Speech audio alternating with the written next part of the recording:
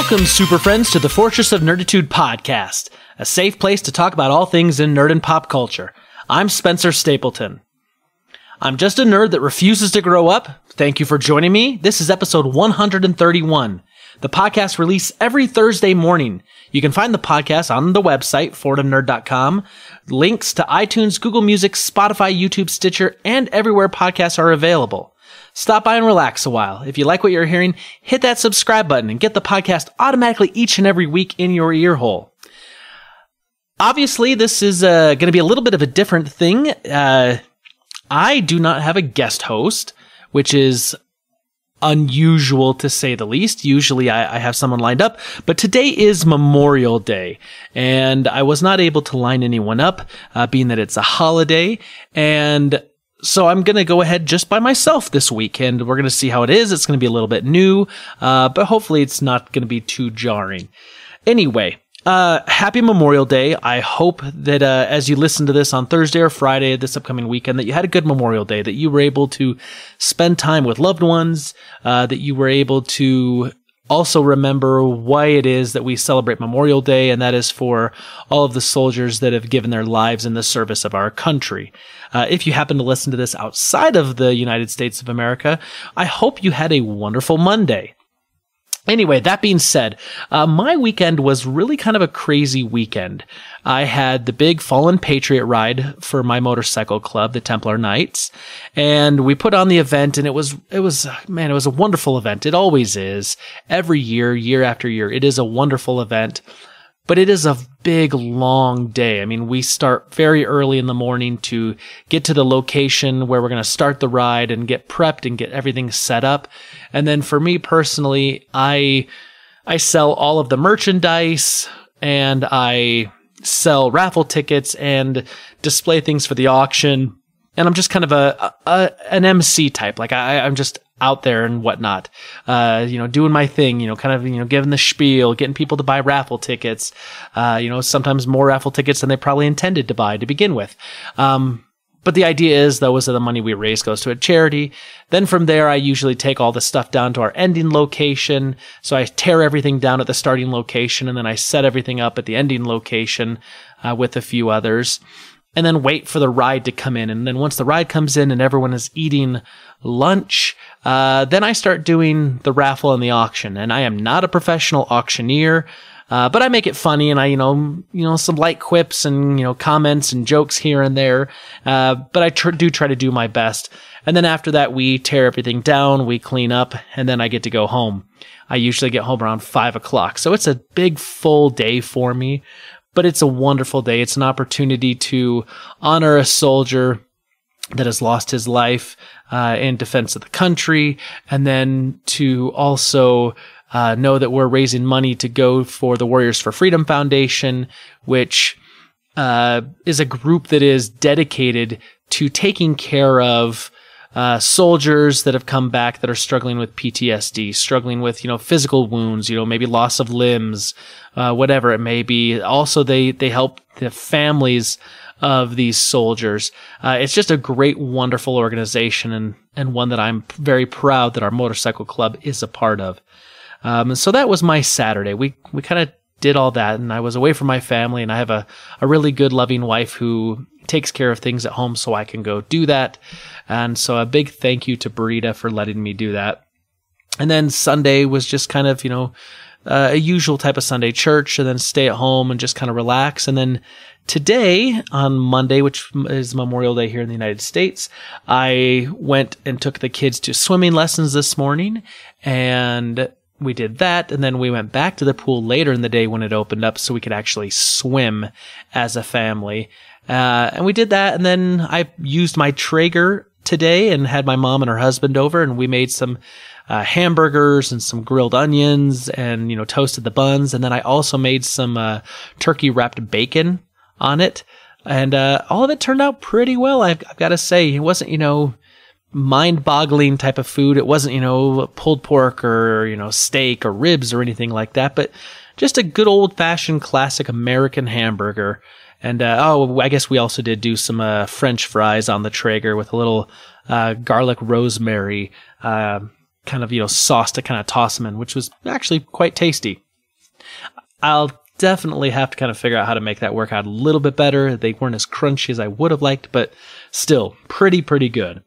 Other than that, things I am doing. I have rewatched the entire Firefly series with my wife, Brita.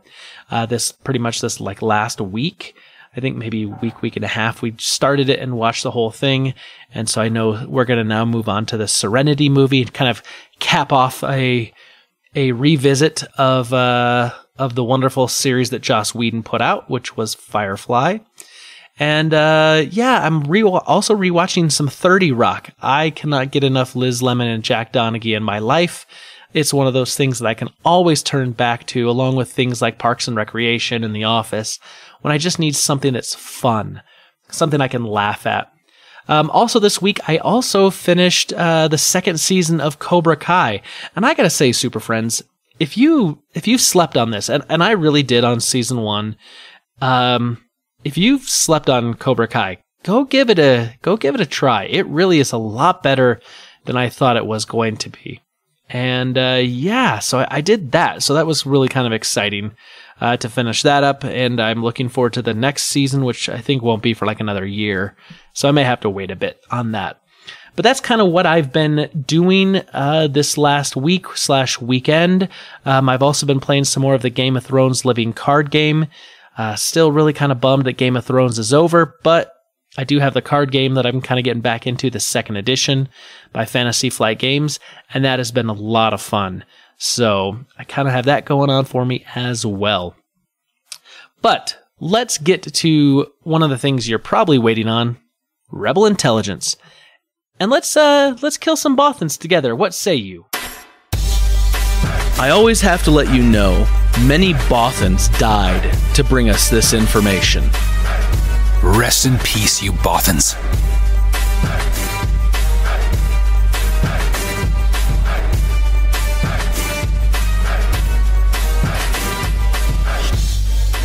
All right, it is time for Rebel Intelligence.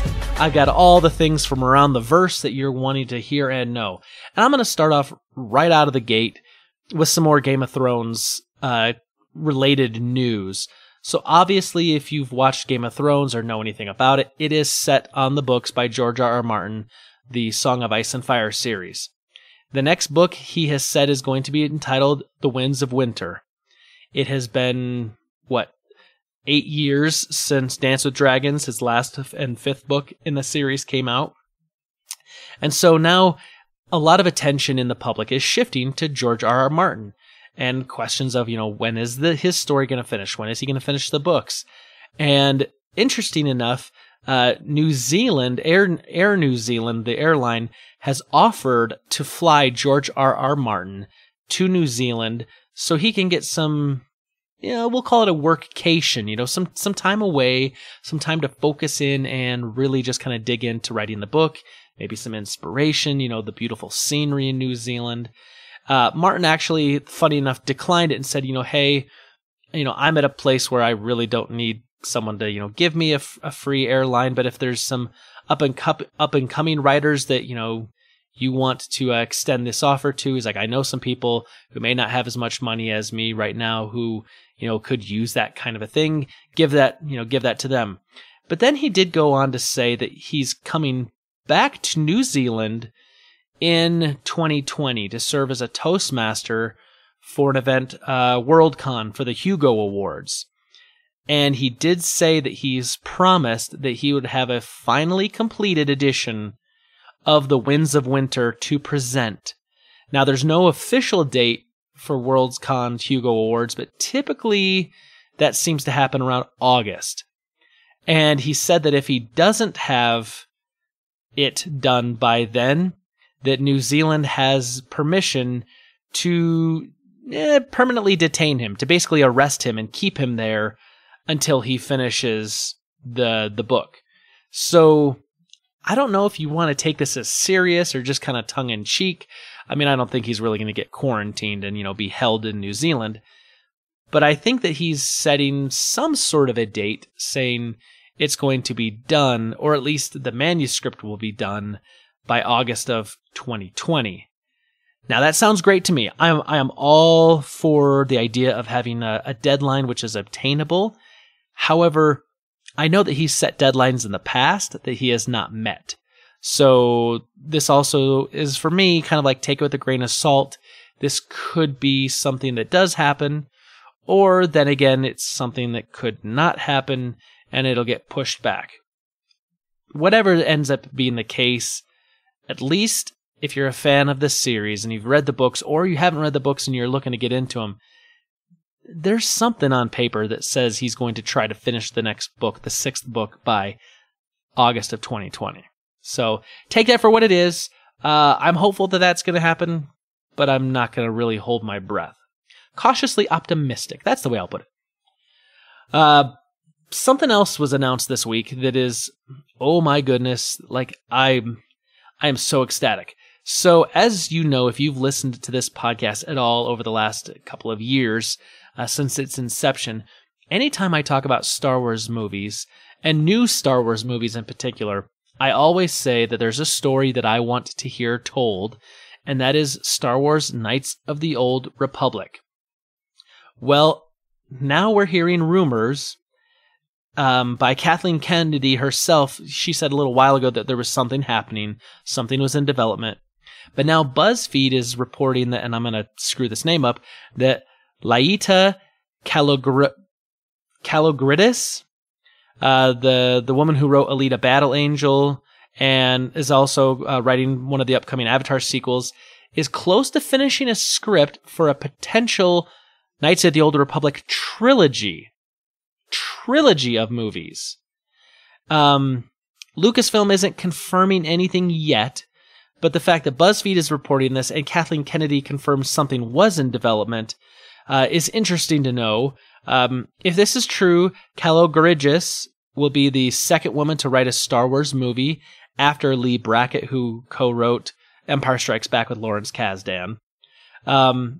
So that would be kind of a cool thing. But also something that we've talked about here recently is that David Benioff and D.B. Wise, the showrunners for Game of Thrones, they're apparently going to be doing a trilogy of movies for Lucasfilm in the Star Wars universe. So a lot of people are thinking, well, maybe now that they've just wrapped up the Game of Thrones stuff, maybe this is the thing that they're going to slide right into next. And maybe that, Benioff and Wise actually aren't going to be writing it, but they're just going to be kind of directing it, which actually for me would be fine. I know Benioff and Wise got a lot of criticism for the last season of Game of Thrones because they didn't have source material, the Martin books anymore, and so they were kind of going on their own and doing a lot of writing. Whether or not, that's fair criticism or not, they did get a lot of criticism for that. And a lot of people say they were better showrunners when they had source material. But I look at this potential idea of Knights of the Old Republic that if this were handed to them, I would be really happy if someone else was writing the script. And it's just not completely on them to write the script and develop everything and, do everything. Like I said, I'm optimistic. I mean, I do know that there also is a trilogy of movies that we were told that Rian Johnson, the director of The Last Jedi, was going to get, and I don't know where we stand right now on that. I know that was something that was announced a while ago, but he's not doing, or we haven't heard anything about that, so I don't know if he is or isn't doing that. But Knights of the Old Republic is a fantastic story, and it tells the story of like the Jedi and the Sith, a couple thousand years before any of the main Star Wars movies, right? Any of the 9 kind of canon main storyline stuff happens. So we're not going to see Skywalkers or pre-Skywalkers, of that, anything like that. It would be completely told beforehand. And it's a great, great, great story. It's one that I just clamor for. I hope this is true. I hope this is going to happen. And I hope it happens sooner rather than later. I could not get enough Knights of the Old Republic. Also, if this were to be put into like a TV series over on Disney Plus and wasn't movies, and this was kind of longer format, I think I'd also be okay with that as well. I do like that idea. Speaking, though, of movies that are coming up, but maybe not coming up right away, let's talk about that Sonic the Hedgehog movie. So, Sonic, we all saw the trailer for that thing, and it looked like hot garbage. And, of course, the internet went nuts when it saw how Sonic was actually being depicted, because it didn't look very close. Not even very close. It looked wildly different than the character from the video game. Now, I get this, it's a CGI character. Do you really have to stay true to form, or can it be something different? Whatever. But there was a huge backlash online, and the internet went nuts about this. Well, director Jeff Fowler has now announced that Paramount has decided to release Sonic the Hedgehog about 3 months later than it was intending. So now it's going to be February 14th of 2020 instead of like November of 2019, later this year. So what does that mean? Well, we know that they said they were going to go back and they were going to fix all the visual effects and change the way Sonic looks. Earlier, after all the criticism happened, and they announced this, someone asked the question, like, how long would it take, visual effects artists to go back and redesign the entire character? And it seems to be that the conversation, that's kind of prevailing out there right now is that that's going to take, 3 to 4 months maybe to fix, because they're going to have to go back in and redo models and, put those models back in everywhere. And now we're looking at a 3 to 4 month-ish kind of pushback, which seems like that would kind of fit in line with the amount of time a visual effects artist would need in order to do this. That's all fine and dandy. The thing that makes me a little worried about this precedent that we're setting is that we're getting to an age where CGI is used super, super heavily in films. And in TV. Like, you look at the Game of Thrones stuff, there's a lot of CGI going on there, obviously. I mean, let's be honest, real dragons don't exist. Sorry to break your hearts, collectively. But the thing is, though, is that if we're doing CGI and it's, all this animated stuff, and then a trailer gets released, and the fans go nuts, and in a knee-jerk reaction, you've got, you got people going back and then saying, like, should we redesign? Should we not redesign? Like, I get that there's been focus groups for things like this before, but it seems like maybe using the entire world as a focus group or an entire fandom as a focus group seems to be kind of a risky gamble. I mean, you put in how much money to do the original, visual effects work, and then to go back and change it. I mean, I can't imagine that that's cheap to go back and change so much throughout the entire movie. I mean, if you're talking a couple $1 million and you think this movie is going to recoup, that tenfold, then sure, you do it. But I mean, video game movie adaptations have not had a stellar track record. So my thinking is, like, let's say this movie cost $90 million to make, and it's going to cost you another $5 million to go back and redo this. Are you going to recoup your $90 million to make it in the first place? Are you going to recoup the additional $5 million to, to do the kind of redesign? Maybe, or maybe not. I mean, I know the Pikachu movie that just came out is doing pretty big. I think it made something like $110 million its opening weekend. And so, like, that's great. I don't know how much money it cost to make that movie, but the point is that this isn't going to be like it's not going to be like Endgame.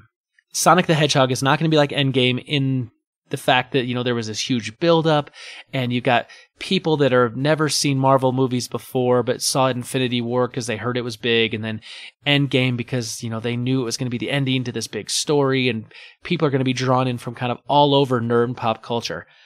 I see the Sonic the Hedgehog thing as being something that it literally is only going to fit into the category of two things. One, people that played the Sonic the Hedgehog games, so gamers, or two, kids. Kids that are going to see some sort of animated thing and think that the joking and the sound effects from the trailer are really funny, and they're going to want to go see that. I don't see this pulling my mother in. My mother would go see Avengers Endgame because she knows some of those characters and knows it's a big event. She'd go see that. Sonic the Hedgehog, she's just going to laugh and roll her eyes. So, I don't think the audience is as big, so I just question, is it worth redoing for a couple $1 million? Maybe. Maybe not. I mean, I don't know. But I don't think this movie's going to do all that hot. I don't think it's going to be that great. I hope that's not the case, but you never know. So, time will tell. We're looking now at February of 2020 for Sonic the Hedgehog.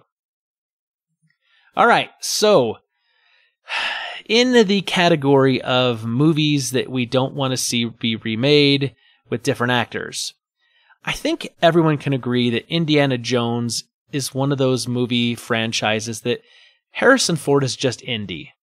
He's been Indy in every single movie, even though the last movie was pretty horrible.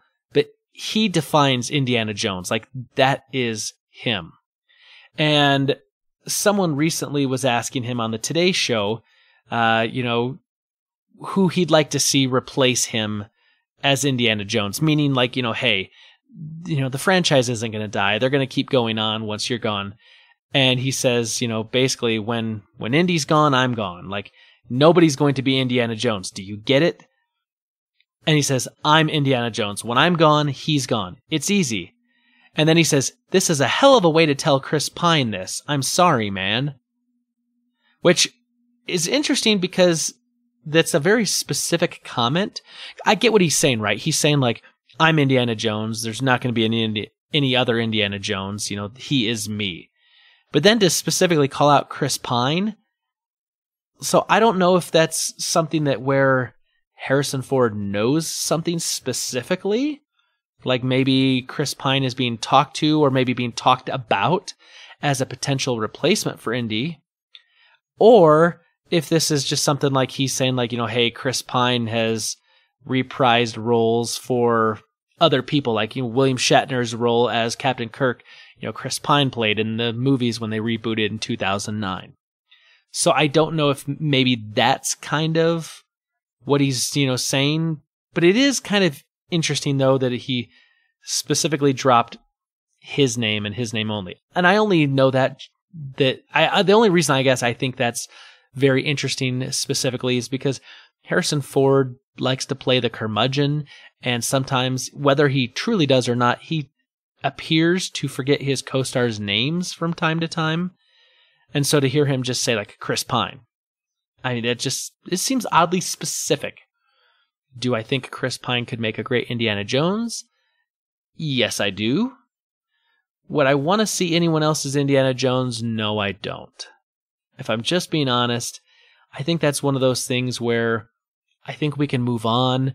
I mean, it's an action-adventure kind of serialized movie that really kind of has that old feel. I mean, gosh, when the movie started, when Raiders of the Lost Ark started, I mean, this is going on and taking place during the Second World War. And I know by the time we get into the last movie, we're supposedly in like the 50s. We're seeing some of the first nuclear tests.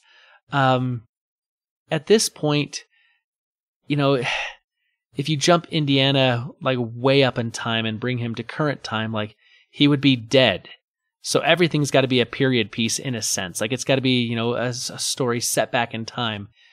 So if you were going to reboot Indiana Jones, would you really reboot him back into the 40s again and do all the Hitler and the Nazi stuff again? Or would you do something new with it?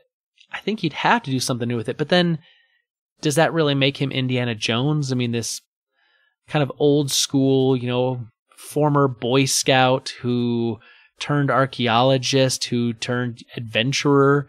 Like, I think the more modern day Indiana Jones is Nathan Drake from the Uncharted video games. And I think if you wanted to do something that had that Indiana Jones feel, tell the Uncharted story. Do it with Nathan Drake. Make a movie out of that. Make a TV series out of that. And I think that would have the spiritual successor feel for an Indiana Jones film without having to feel tied into the mythology that's already established with Indiana Jones and, dealing with the Nazis and all that kind of stuff. So we'll have to see what happens. We'll have to see if we get any weird Chris Pine related Indiana Jones, news coming up down the road. But, just, I guess, let's wait and see what happens. All right. We are getting a sequel to the creepy movie A Quiet Place. I know that this was a movie that was highly talked about, and Super Friends, if you know me, I'm kind of a big nerd and scaredy cat, and I wasn't going to go see this movie, and I still have not seen it.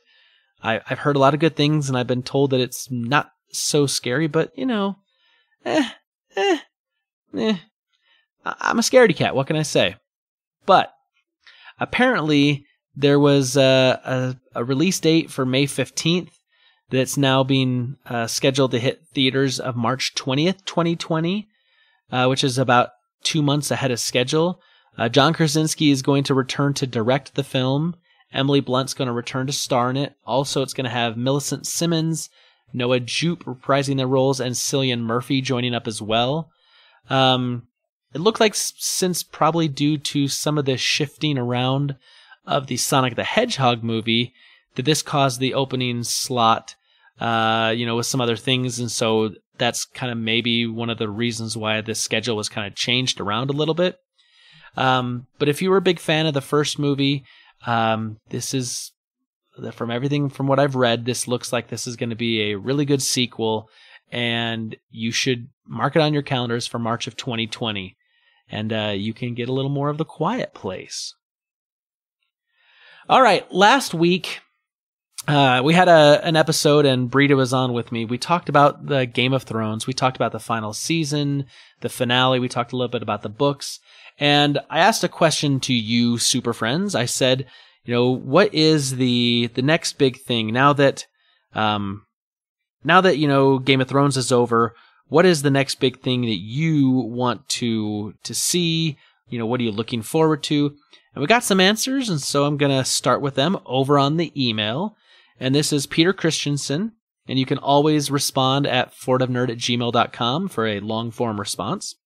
He says, "Dear nerds," or maybe nerd, "tell your boy Jeremy the next time he's getting 50% off Traeger to give me a call. My mouth was watering in the elevator to work listening to you talk about your mouth-punchingly flavorful chicken." So here's the thing, Peter. I know that it sounded flavorful, but it really was like, it was a punch in the mouth. Like, it was way too much flavor. It was good, but rough. He says, "I'm more excited about the remake of Mulan, which was story and character driven, than I am for the remake of Aladdin, since so much of the original movie was Robin Williams' outstanding performance. My heart goes out to Will Smith. Those are some enormous curly shoes to fill." And I know that Aladdin did do pretty good this weekend. Brita took the boys, and they said that their expectations were pretty low and that they enjoyed it. They thought it was good. The boys said they liked it and they thought it was really funny. So, high praise from a 5 and a 6-year-old. Peter goes on to say, "I felt the same initial reluctance about Robert Pattinson as Batman, but I've heard from a number of credible people to give him a chance. Apparently, since Twilight, he has had a variety of roles in indie movies, and he's supposed to be one of the most interesting young actors out there. I did see a great tweet. Ugh, they picked an angsty pretty boy who spent his early 20s pretending to be a vampire. Dude, I have bad news for you about Batman." I like that. He says, "+1 for Pushing Daisies. It's a fun show, but so weird that I'm still shocked it ever got made. As an example, the Ned's dead girlfriend Charlotte brought back to life is at her aunt's house. Her aunt doesn't know she's alive and saves her by shooting an intruder out the window with a shotgun. But she doesn't see Charlotte because she lost an eye in a mermaid accident, and so her field of vision is too narrow." That does sound really unique. Interesting. He says, "Game of Thrones. I decided not to watch it because of the sex and violence and sexual violence. I'm sure I would have loved it. I've been a fantasy dork since watching Willow and Conan the Destroyer as a little kid. I'm not surprised at its success. Lord of the Rings showed that people will love a great fantasy world. On the other hand, audiences cut zero slack for substandard movies. In the Name of the King, Aragon, Van Helsing, and the Hobbit trilogy, among others. I really enjoyed the recent Warcraft and King Arthur Legend of the Sword movies. They were huge and beautiful and exciting, but they were not successful, and I feel like people prejudged them and never stood a chance. Granted, they had obvious flaws, but they were A-B+ movies. They were treated like C-D+ movies. I loved reading the Dragonlance books set in the Dungeons & Dragons world. An adjacent series was the Dark Sword trilogy, about a world where everyone and everything has magic, except for the non-magical protagonist who's such an oddity that people refer to him as dead. I think either of those series could be made into great movies, but I wouldn't want to risk the hundreds of millions of dollars to make them, given the track record of ambitious fantasy movies. I'll have to settle for MCU Phase 4 in the meantime. Cheers, Peter Christensen. You know, Peter, I've never read the Dragonlance books, or the Dark Sword trilogy, but that sounds like stuff that it would be in my wheelhouse. I'll have to add those to my list. Currently, I'm listening to Oathbringer, the third book in the Stormlight Archives. And then I really kind of do want to go back to the Song of Ice and Fire books.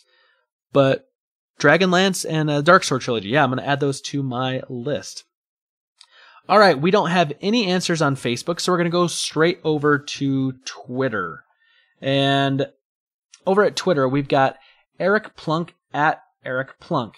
And he says, I'm really curious to see a trailer of something for the new Lord of the Rings series from Amazon.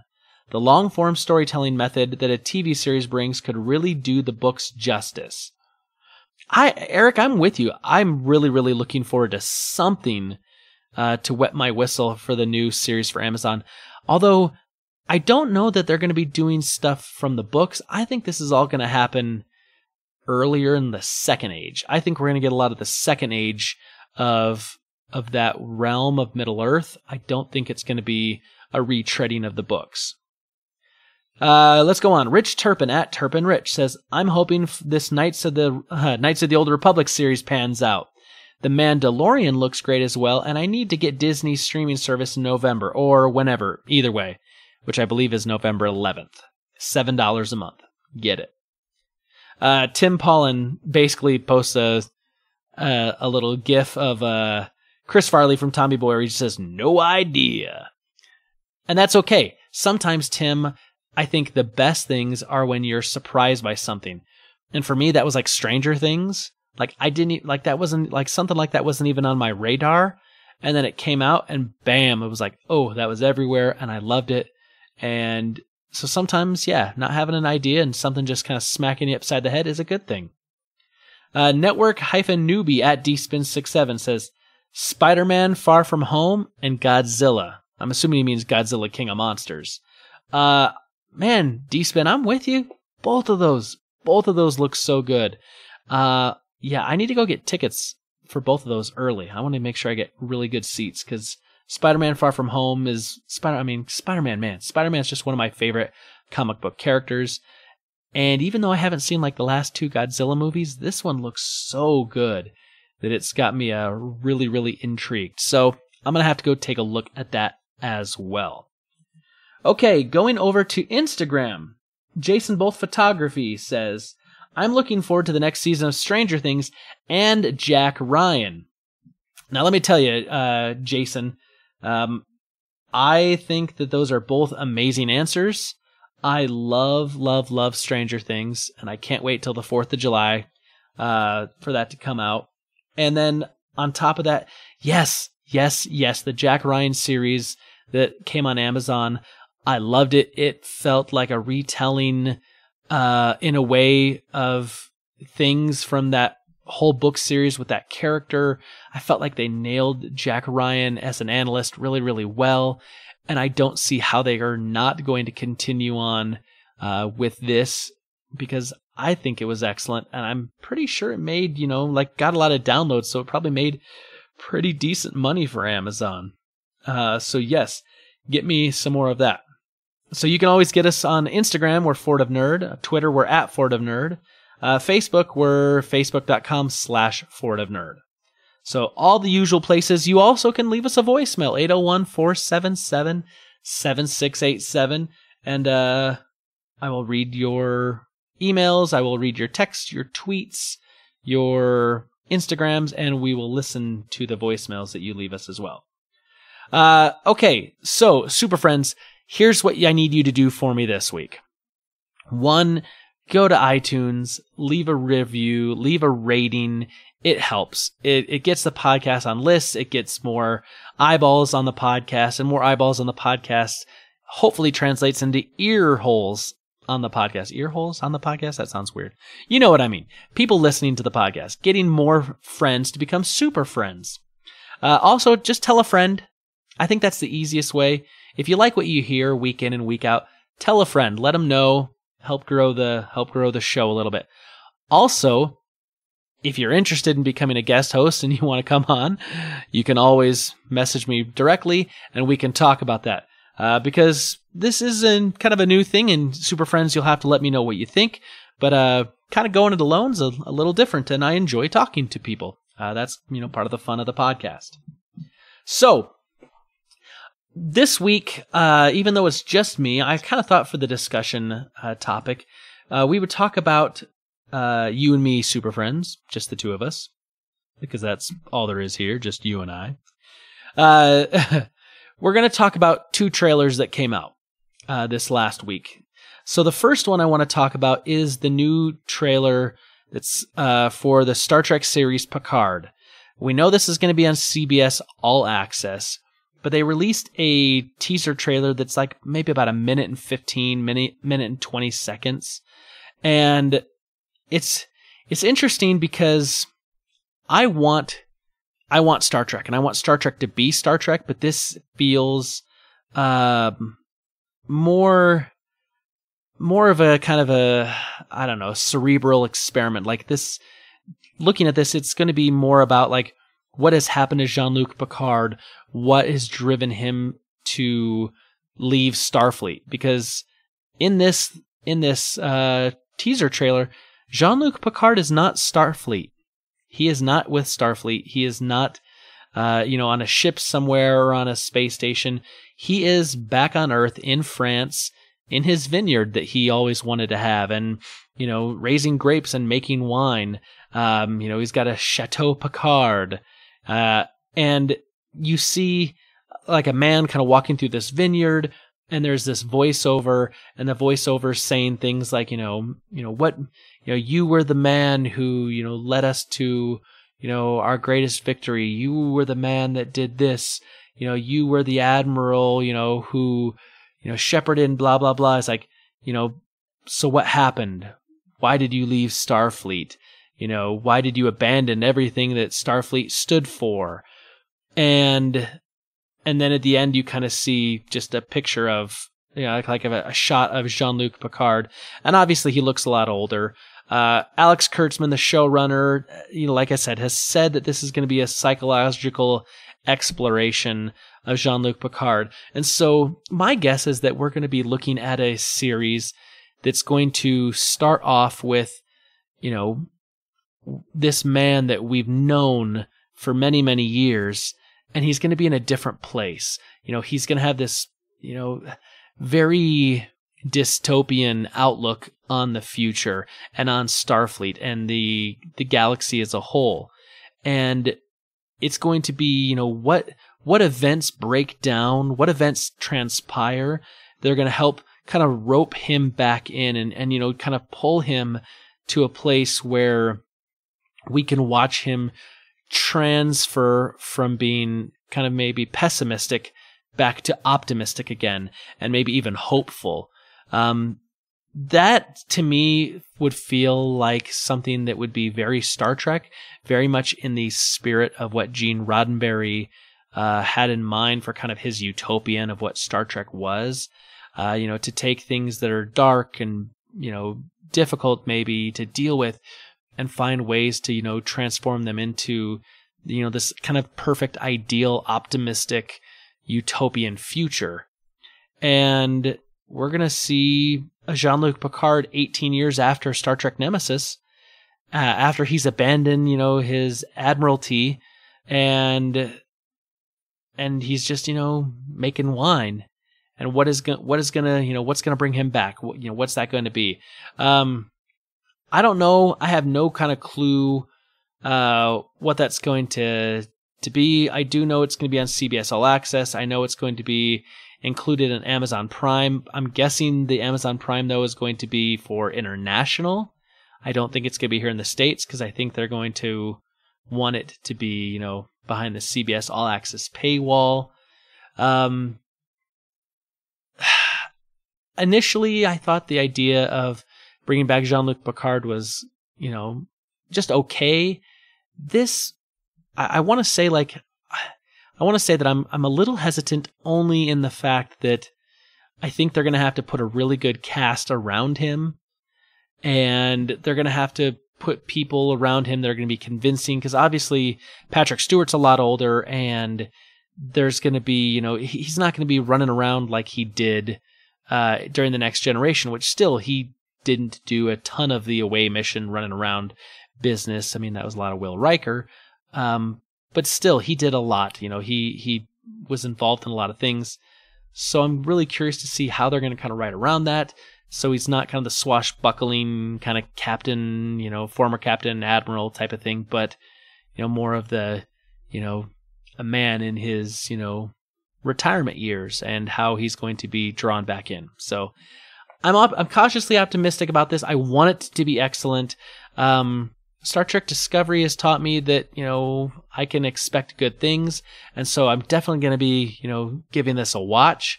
I don't exactly know when it's coming up. We just know that it's going to be coming up sometime soon on CBS All Access. I don't know if that means 2019 or 2020. My guess is probably more like 2020. But I'm sure we'll get some more details. Like I said, this was only a teaser trailer. It was only a little bit. So go see this. Also, go look at the still shot, because it shows like the grape fields, the vineyard, but then it also kind of has the Star Trek logo made in the vineyard as well, and that's kind of cool. It's there. It's not super subtle, but then again, it's also not like completely in your face. Definitely go check out that teaser trailer. Like I said, it's about 1:15 long. The other trailer that was released, which I'm really excited for, that just happened, was for Terminator Dark Fate. Now, Super Friends, if you've listened to this, I'm a huge fan of Terminator and Terminator 2. The other stuff I enjoy, but Terminator and Terminator 2 are definitely by far the high watermarks in the series for some different reasons. The first movie was kind of had that more indie sci-fi film, and then the second one was a little bit more of the bigger blockbuster. Definitely had more money behind it. But this movie, Terminator Dark Fate, takes place after T2.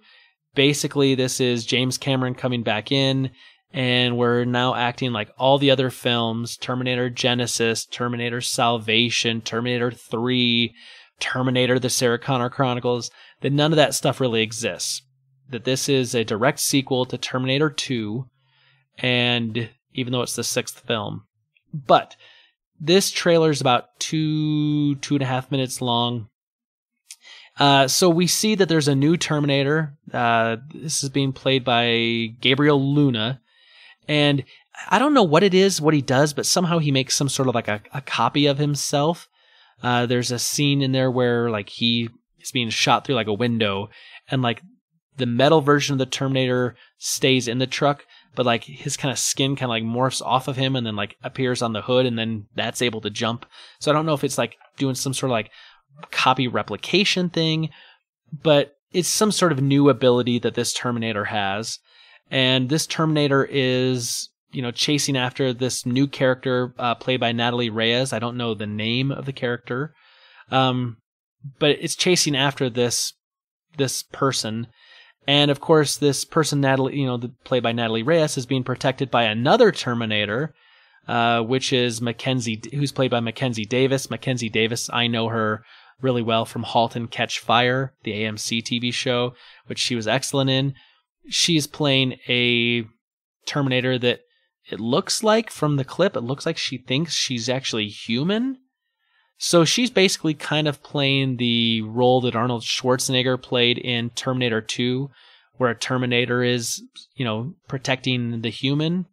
Except the weird thing is that Arnold Schwarzenegger makes an appearance in this trailer. And so you got Arnold in it. So my question is, A, how much Arnold is going to be in this film? And B, the last time we saw Arnold in, the main kind of story, he was melted down at the end of T2. So how do we get this older looking version of Arnold? I mean, maybe it's time travel. I mean, maybe it's the same T800 model, but this one's been reprogrammed. Maybe, there was some sort of, download that John Connor did that got his, his programming that gets put into this one. I'm not exactly sure, but I am sure that we are getting more Sarah Connor in this. Linda Hamilton is back playing Sarah Connor as well, and it looks like she's going to somehow get involved with protecting this, human and working with this, Terminator. My guess is that she's the one that brings them to the Arnold Schwarzenegger T800 Terminator. I'm excited for this. I love the Terminator stuff. James Cameron coming back to this project really makes me excited because I want to see what he's going to do with this. Like, is this going to feel more like 1 and 2, or is this going to feel kind of watered down? Are we going to look back and say, hey, man, maybe Terminator Genisys wasn't so bad after all? I doubt it, but you never know. Not that it was a bad movie, but I'm just saying, not as good as 1 and 2. But so if we got more Terminators being sent back, did Skynet win again? Something must have changed the timeline. Something has had to happen, Where is John? Why is this girl so important? Why wouldn't John be the one that's being, sought after? John and Sarah seem to be the ones that, kind of, they're the linchpin. Everything kind of hangs on them. So why this new girl? Maybe in the future, I don't know, maybe John's still super important, but maybe this woman becomes his wife and they have a kid together. And I don't know. There's a lot of different things that this could go, the different ways this could go. But I am comforted by the fact that it's James Cameron back at the helm, and he's going to be involved in this, and he's writing this, and is going to be doing this. I mean, this kind of was his baby. I mean, he came up with the whole idea in the beginning, after all. So that trailer's out. I highly recommend going to see this. Both of these trailers, you can go to YouTube. You can go to YouTube to find the Picard trailer. You can go to YouTube to find the Terminator Dark Fate trailer. Go watch them. And that's what I want to hear from you, super friends. I want to hear from you. What do you think of the Picard trailer? Are you hyped about this? Do you feel, that this is in line with Star Trek? Is this something you want to see? And then I also want to know, what do you think of the Terminator Dark Fate trailer? Are you excited for a little more Arnold and company? And are you excited to see some Terminators kicking butt this November 1st? So put those answers in all the normal places. I will get to those next week. We will talk about that. And I hope that you had a great Memorial Day weekend. And from all of us here at the Fortress of Nerditude, to all of you out there, wherever you may be, may the Force be with you. Always.